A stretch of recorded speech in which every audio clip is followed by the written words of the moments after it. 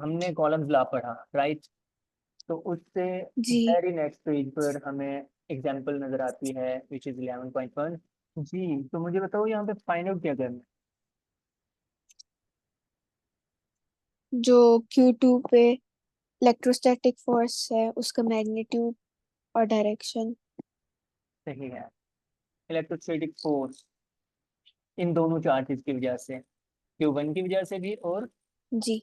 Q3 की वजह से भी, ये दोनों Q3। चार्जेस जो हैं Q2 के ऊपर फोर्स एक्सर्ट कर रहे हैं। यहाँ पे हमें गिवन डेटा में सबसे पहले जो चीज दी हुई है वो है Q1 चार्ज। वो हमें माइनस साइन लगाकर ये बता रहे हैं कि ये नेगेटिव चार्ज है, ठीक है। ठीक है। तो ये -5 माइक्रो कॉलम है ना। तो आपको पता है कि चार्ज का ऐसा यूनिट होता है कॉलम, जबकि हम जब न्यूमेरिकल सॉल्व जी। करते हैं तो हम एसआई यूनिट्स यूज करते हैं। यहाँ पे माइक्रो कॉलम में वैल्यू दी हुई है, तो जी। इस माइक्रो की वैल्यू पुट कर दी है यहाँ पे 10⁻⁻6, विच विल बिकम 5 × 10⁻⁻6 कॉलम। अब ये एसआई यूनिट की टर्म्स में हमारे हमारे पास आ गई वैल्यू Q1 की, ठीक है। जी। इसी तरह Q2 की वैल्यू दी हुई है विच इज +10 माइक्रो कॉलम, उसको भी हमने माइक्रो कॉलम से कॉलम में कन्वर्ट किया हुआ है माइक्रो की वैल्यू पुट करके। और नेक्स्ट जो चीज़ है दी हुई है वो है third charge Q3 which is -12 micro column, उसको भी हमने कन्वर्ट किया। एंड और क्या चीज़ नज़र आ रही है जो आपको दी हुई है, के। के की वैल्यू। चलें ठीक है, के की वैल्यू क्या है?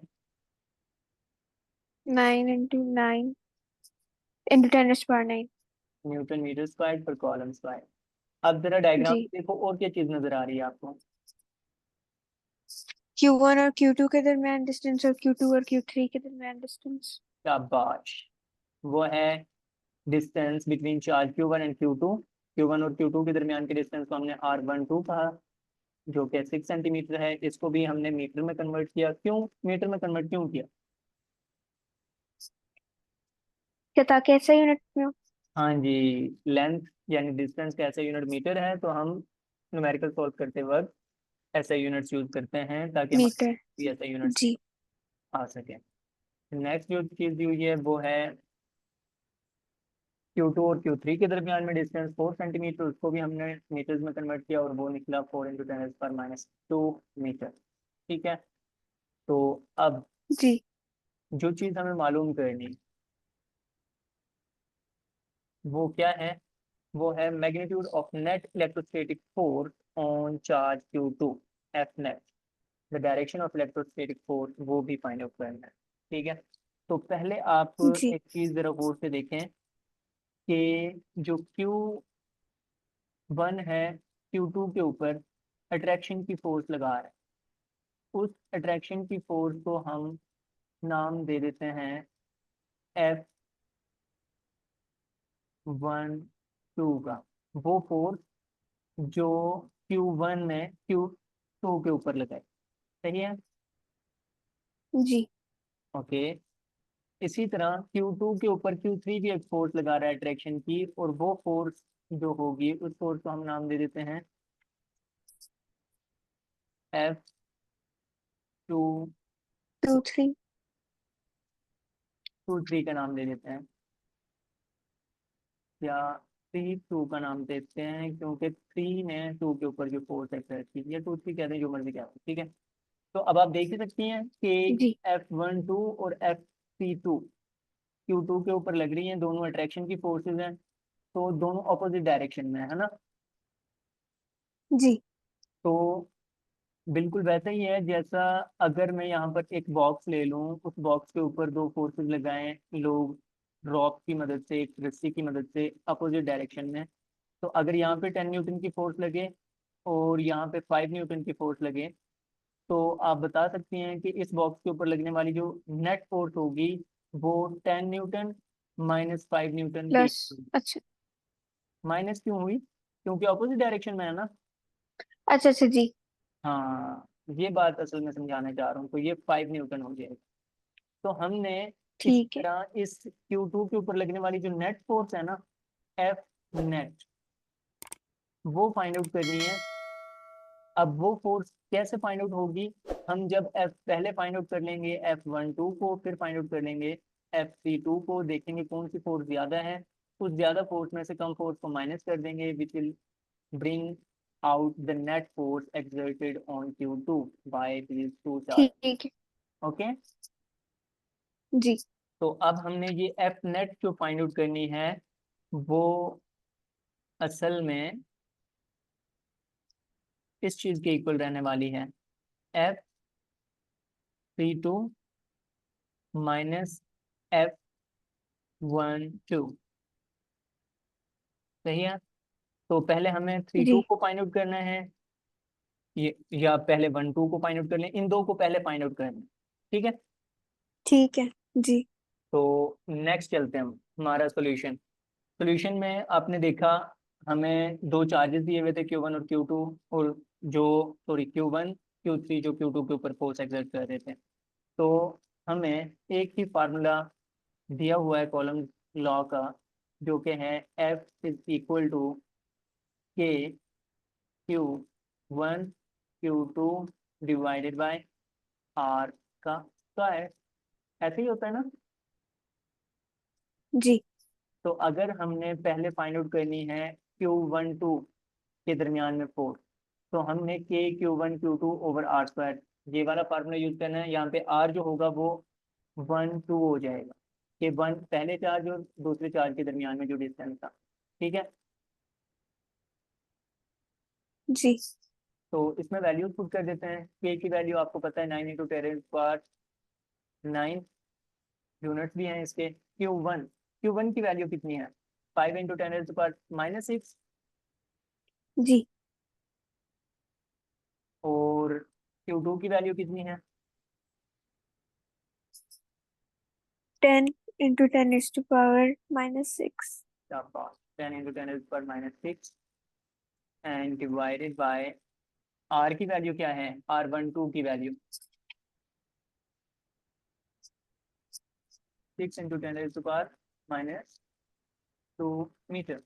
यही है ना। जी जी तो अब हम अगर इनको सॉल्व करें, तो सॉल्व करने के बाद हमारे पास जो रिजल्ट आएगा, यहाँ से आगे कैलकुलेशंस करूं या आप खुद कर सकती हैं। हमने करना क्या होगा, हमने करना होगा 9 को पहले मल्टीप्लाई करना है 5 के साथ, 5 को 10 के साथ, जो आंसर आएगा उसको 6 पे डिवाइड कर देंगे, और ये जो जितनी भी 10 की पावर्स हैं इनको हम अलग से सॉल्व कर लेंगे। ठीक है, जब हम इसको मैथमेटिकली सॉल्व ठीक है। करेंगे तो F12 की जो वैल्यू आने वाली है वो 125 न्यूटन आने वाली ठीक। है। ठीक है, इसी तरह हम फोर्स फाइंड आउट करेंगे F32 या 2 3 जो मर्जी कह लें, वो इक्वल होगी के Q2 Q3 divided by R23 का स्क्वायर। सही है, जी इसमें वैल्यू पुट करेंगे 9 × 10⁻⁹ ये के की वैल्यू हो गई। Q2 की वैल्यू हमें पता है वो है 10 × 10⁻⁻⁶, और Q3 की वैल्यू है 12 × 10⁻⁻, क्या -6 डिवाइडेड बाय जी। R23 की वैल्यू क्या है, 4 × 10⁻²। 4 - 2। तो जब वैल्यूज पुट करने के बाद इस सबको हम सॉल्व करेंगे तो हमारे पास जो आंसर आएगा 3 और 2 चार्ज के दरमियान में अट्रैक्शन की फोर्स का, वो आंसर है 675 न्यूटन। अब आप देख सकते हैं कि थर्ड फोर्स सेकंड के ऊपर ज़्यादा फोर्स एक्सर्ट कर रहे हैं, वो ज़्यादा फोर्स फाइंड आउट किए हमने, और 1 2 जी वो कम फोर्स एक्सर्ट कर रहा है। तो नेट फोर्स अगर हम फाइंड आउट करें F नेट ऑन Q2, वो इक्वल हो जाएगी F32 माइनस F12। तो F32 की वैल्यू हमने फाइंड आउट की 675 न्यूटन, इसके अंदर से माइनस करेंगे 125 न्यूटन, तो हमारे पास जो आंसर आएगा वो है 550 न्यूटन। ठीक है। ठीक है, जी अब यहाँ पे हमारे पास नेक्स्ट असाइनमेंट है, जो आप देख सकते हैं एग्जाम्पल के बिल्कुल नीचे दी हुई है। ये असाइनमेंट बिल्कुल वैसे ही सॉल्व होगी जैसे अभी हमने एग्जाम्पल सॉल्व की। ठीक है, जी और उससे नेक्स्ट हमारा न्यूमेरिकल है। आप एक्सरसाइज की तरफ जाएं, वहां पर न्यूमेरिकल नंबर 1 वो भी इसी फार्मूले को अप्लाई करके सॉल्व होने वाला है। नेक्स्ट जो हमारा टॉपिक है वो है electric field and it's intensity. Hmm next topic यही है। जी ओके, तो जी एक minute. Electric field and it's intensity. तो इलेक्ट्रिक फील्ड जो है उसका कॉन्सेप्ट सबसे पहले प्रेजेंट किया माइकल फैराडे ने। किसने? Michael Faraday. In 19th century. Michael Faraday असल में एक साइंटिस्ट हैं, इंग्लैंड के रहने वाले, जो इलेक्ट्रोमैग्नेटिज्म और इलेक्ट्रोकेमिस्ट्री में बहुत गहरी ग्रिप रखते थे और बहुत गहरा काम किया उसने। ठीक है, तो ये ब्रीफ बातें जी भी आपको पता होनी चाहिए। The concept of electric field was first proposed by Michael Faraday in 19th century। ठीक है, और वो भाईजान जो थे, Michael Faraday was an English scientist who contributed to the study of electromagnetism and electrochemistry। ठीक है, उससे नेक्स्ट। जी अब इलेक्ट्रिक फील्ड का कॉन्सेप्ट समझने के लिए हमें एक टर्म है टेस्ट चार्ज, उसका पता होना चाहिए। जी नाम से भी जाहिर हो रहा होगा कि टेस्ट चार्ज क्या है। कोई एक ऐसा चार्ज होगा जो किसी टेस्ट के पर्पज के लिए यूज होने वाला है। ठीक है, जी तो टेस्ट चार्ज एक ऐसा छोटा सा चार्ज होता है, हमेशा पॉजिटिव होता है, जो किसी दूसरे चार्ज के इर्द गिर्द मौजूद फील्ड को टेस्ट करने के लिए इस्तेमाल किया जाता है। ठीक है, क्या मतलब है इस बात का कि जी लेट्स सपोज कि ये हमारे पास कोई चार्ज है और हम चेक करना चाह रहे हैं कि क्या इसके इर्द गिर्द कोई फील्ड पाई जाती है या नहीं। तो हम क्या करेंगे, एक छोटा सा टेस्ट चार्ज इसके इर्द गिर्द रखेंगे किसी भी पॉइंट पर। अब ये बात भी जान लें कि ये जो क्यू नॉट है ना, इससे रिप्रेजेंट किया जाता है टेस्ट चार्ज को हमेशा। और इसके अलावा किसी चार्ज को रिप्रेजेंट करने के लिए हम क्यू यूज कर रहे होते हैं, स्मॉल या कैपिटल। ठीक है, ठीक है। जी तो अब इस चार्ज, कैपिटल क्यू चार्ज ने इस क्यू नॉट के ऊपर कोई फोर्स एक्सर्ट करनी है, अट्रैक्शन या रिपल्शन की, जिसकी वजह से ये चार्ज खुद ब खुद हमें एक डायरेक्शन में मूव होता हुआ दिखाई देगा। तो जब ये किसी स्पेस के किसी भी पॉइंट पर हम इसको रखेंगे ना, तो ये अगर रेस्ट पर रहता है तो हमें ये बताएगा कि इस जगह पर कोई इलेक्ट्रिक फील्ड मौजूद नहीं है। अगर ये खुद ब खुद मूव ठीक करना है। शुरू कर देते हैं तो ये बताएगा कि इस रीजन में कोई फील्ड मौजूद है। ठीक है, जी तो टेस्ट चार्ज जो है वो एक ऐसा चार्ज है जो फील्ड को टेस्ट करने के काम आता है। तो इसकी मैंने आपके लिए डेफिनेशन भी लिखी हुई है। A test charge is a tiny little positive charge which is used to detect the presence of electric field in a given region of space। ये स्पेस के किसी जी भी हिस्से में मौजूद इलेक्ट्रिक फील्ड को टेस्ट करने के लिए हमें एक चार्ज चाहिए छोटा सा। उस चार्ज को टेस्ट चार्ज कहते हैं और वो हमेशा पॉजिटिव होता है। ठीक है, ठीक है। तो अब इलेक्ट्रिक फील्ड क्या चीज़ है? इलेक्ट्रिक फील्ड असल में, अभी मैं आपको एग्जांपल जो दे रहा था कि लेट्स सपोज ये एक चार्ज है, इस चार्ज के इर्द गिर्द हम्म। ना आपने फर्स्ट ईयर में ग्रेविटेशनल फील्ड का कॉन्सेप्ट पढ़ा था। जी जी क्या होती है ग्रेविटेशनल फील्ड? वो फील्ड जो अर्थ को सराउंड करती है। हाँ जी, वो फील्ड जो अर्थ को सराउंड करती है, और उस फील्ड के अंदर अगर कोई दूसरा ऑब्जेक्ट होगा तो अर्थ उसे अपनी तरफ अट्रैक्ट कर लेगी। जी ऐसे ही है, जी बिल्कुल वैसे ही चार्ज के गिर्द भी एक फील्ड पाई जाती है।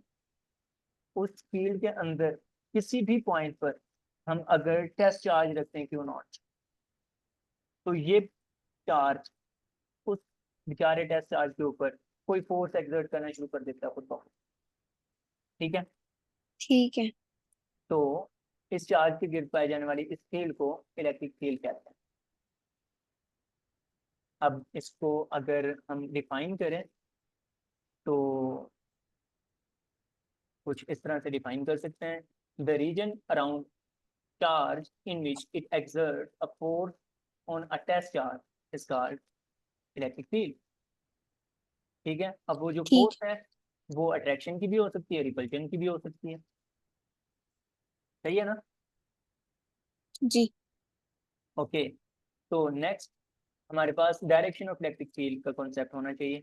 अब ये इलेक्ट्रिक फील्ड की डायरेक्शन का कैसे पता चलेगा? अब आप खुद ही मुझे बता सकती हैं कि अगर हमारे पास कोई बड़ा सा चार्ज क्यू मौजूद हो और इसके इर्द गिर्द वो फील्ड पाई जा रही है, और उस फील्ड के अंदर हमने वो छोटा सा टेस्ट चार्ज रख दिया है क्यू नॉट, तो आप मुझे बताओ कि ये क्यू और क्यू नॉट के दरमियान में जो फोर्स होगी वो अट्रैक्शन की होगी या रिपल्शन की होगी? फिर से पूछेंगे?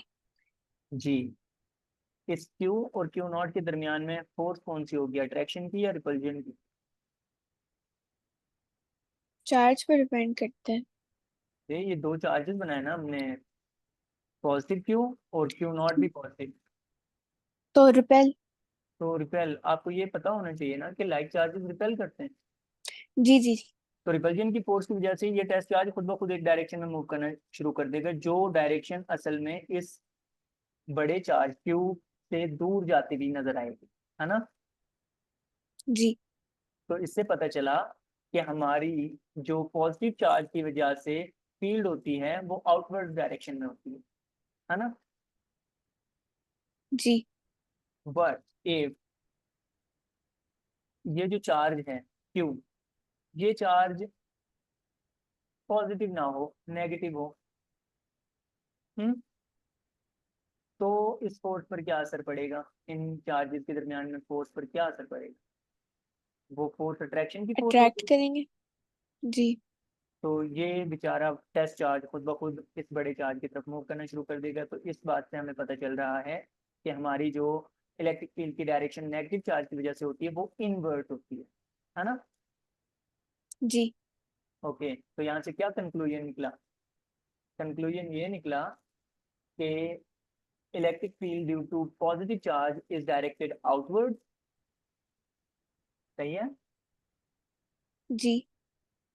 और electric field due to negative charge is inwards. अब ये सवाल बन ठीक सकता है है। कि पॉजिटिव चार्ज की वजह से आउटवर्ड डायरेक्शन में क्यों होती है इलेक्ट्रिक फील्ड, तो क्या रीजन बताएंगी? क्योंकि वो दोनों पॉजिटिव चार्जेस एक दूसरे को रिपेल करते हैं और एक दूसरे से दूर जाने लग जाते हैं। एक दूसरे से दूर नहीं जाते मेरा बच्चा।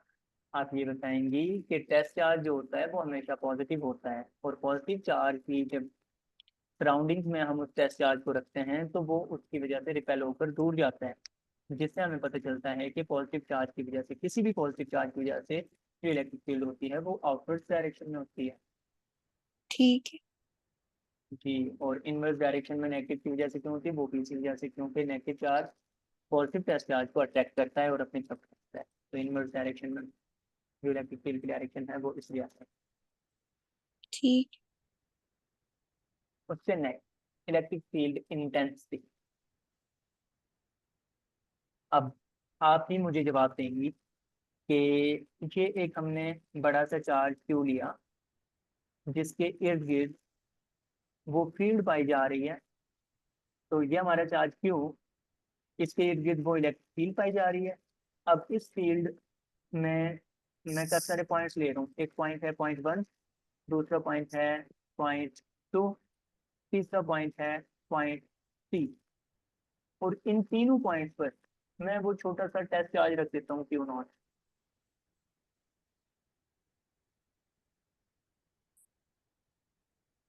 ये बनाने में डिफरेंट है लेकिन ये हम ऑलमोस्ट इक्वल साइज के लिए ले रहे हैं सिलेंडर।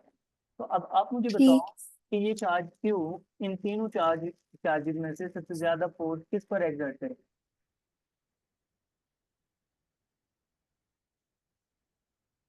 जो उसके करीब होगा। एग्जैक्टली exactly, आपने वो फॉर्मूला पढ़ा है ना कि F इक्वल होता जी। है ए Q1 Q2 over r square.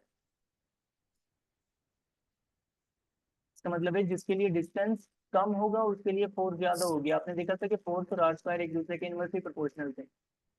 जी। तो ये Q Q2 के जो पॉइंट 2 के ऊपर रखा हुआ टेस्ट चार्ज है उसके ऊपर ज्यादा फोर्स ऑफ अट्रैक्शन लगाएगा, सॉरी फोर्स ऑफ रिपल्शन लगाएगा, क्योंकि दोनों चार्जेस पॉजिटिव है ना। जी। और सबसे कम फोर्स किस पे लगेगी, 1 पे या 2 3 पे। 3 पे। जी 3 सबसे ज्यादा डिस्टेंस पर है, तो इस वजह से इसके ऊपर लगने वाली फोर्स कम होगी। तो हमें यहाँ से मैं समझाना क्या चाह रहा हूँ, यहाँ से मैं समझाना ये चाह रहा हूँ कि चार्ज की इलेक्ट्रिक फील्ड के अंदर हर एक पॉइंट पर इस चार्ज की वजह से लगने वाली जो फोर्स है वो डिफरेंट है, एक जैसी फोर्स नहीं। ठीक है। वो फोर्स जो है वो डिस्टेंस के बढ़ने से कम हो रही है, डिस्टेंस के कम होने से बढ़ रही है, ठीक है। जी। तो अगर हम उस फोर्स को इस पॉइंट पर मौजूद टेस्ट चार्ज से डिवाइड कर दें तो इस पॉइंट की इलेक्ट्रिक फील्ड इंटेंसिटी आ जाएगी हमारे पास। समझिए कुछ ठीक बात, है।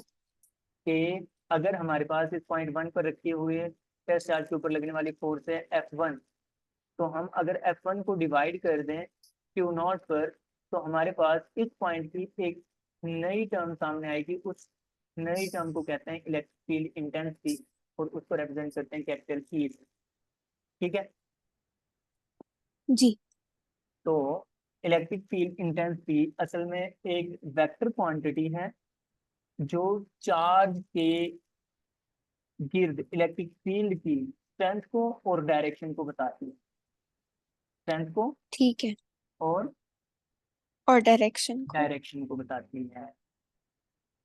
तो इसी सारी डिस्कशन की बेस पे हम इलेक्ट्रिक फील्ड इंटेंसिटी की डेफिनेशन लिख रहे हैं, और वो डेफिनेशन क्या है, वो डेफिनेशन ये है, the intensity of an electric field at any point around the charge is the force per unit test charge placed at that point। समझिए कि जी। अगर हम जी। क्या करें, फोर्स को, the intensity of an electric field, किसी भी इलेक्ट्रिक फील्ड की जो इंटेंसिटी है at any point around the charge, charge के गिर्द किसी भी पॉइंट पर, is the force per unit test charge. अगर हम फोर्स को डिवाइड करते हैं टेस्ट चार्ज पर, तो वो इलेक्ट्रिक फील्ड इंटेंसिटी आ जाती है एट दैट पॉइंट, उस पॉइंट, ठीक है। तो यहाँ ठीक इस है। डेफिनेशन से एक फार्मूला सामने आना चाहिए आपके, वो फार्मूला जो मैंने पहले लिखा वो है ये, इलेक्ट्रिक फील्ड इंटेंसिटी इज जी। Equal to force exerted by the charge per unit test charge, सही है। अब आपको पता है फोर्स वेक्टर क्वांटिटी है, तो इलेक्ट्रिक फील्ड इंटेंसिटी भी वेक्टर क्वांटिटी होगी, ठीक है। जी। हम्म। तो इस चीज को ध्यान में रखते हुए अब आप मुझे बताएंगे कि अगर हमारे पास ये वो चार्ज Q हो, और ये एक पॉइंट हो पॉइंट 1 जहाँ पे हमने Q0 रखा हुआ है, और यहाँ पे कोई पॉइंट हो पॉइंट 2, यहाँ पर भी Q0 रखा हुआ है, पॉइंट 1 की इलेक्ट्रिक फील्ड इंटेंसिटी ज्यादा होगी या पॉइंट 2 की।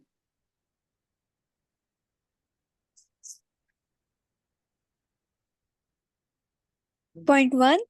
क्यों, सही जवाब है आपका, लेकिन वजह, क्योंकि वो ज्यादा करीब है। क्योंकि वो ज्यादा करीब है, ज्यादा करीब होने की वजह से फोर्स ज्यादा होगी, फोर्स ज्यादा होने की वजह से इलेक्ट्रिक फील्ड इंटेंसिटी ज्यादा होगी, ठीक है।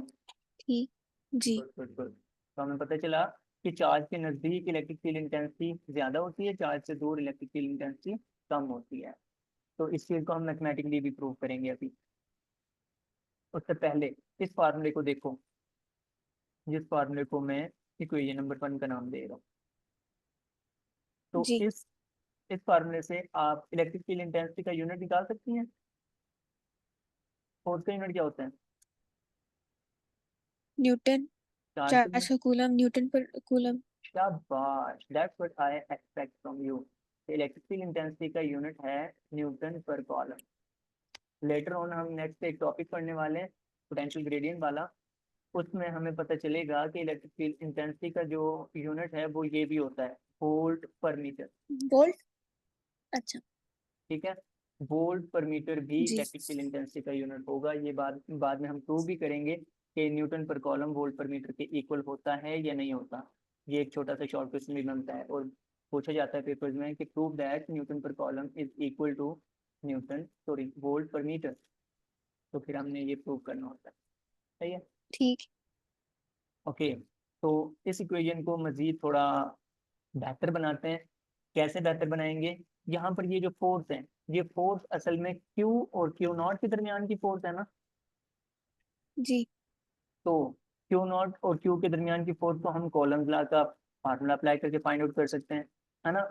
और वो फार्मूला क्या जी। कहता है कि F इज इक्वल टू के Q1 Q2 Q1 Q2 divided by r का स्क्वायर। R square.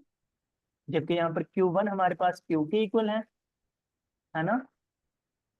और जो जी Q2 है वो क्यू नॉट के इक्वल है। तो हम बजाय Q1 Q2 लिखने के क्यू नॉट लिख देते हैं, क्यू नॉट लिख देते हैं। सही है। ठीक है। अगर हम इसको वेक्टर फॉर्म में लिखेंगे तो यहाँ पर आर का यूनिट वेक्टर आ जाएगा। सही है। जी ठीक है। तो जी इस एफ की ये वाली वैल्यू हम यहाँ पे भी सब्स्टिट्यूट कर दें तो इलेक्ट्रिक फील्ड इंटेंसिटी का एक नया फार्मूला बनता हुआ नजर आएगा हमें। और वो होगा कुछ ऐसा। एफ की जगह पर हम पुट कर देंगे के q q naught divided by r square and this is r unit vector. और डिवीजन में क्यू नॉट भी आना है, ये क्यू नॉट।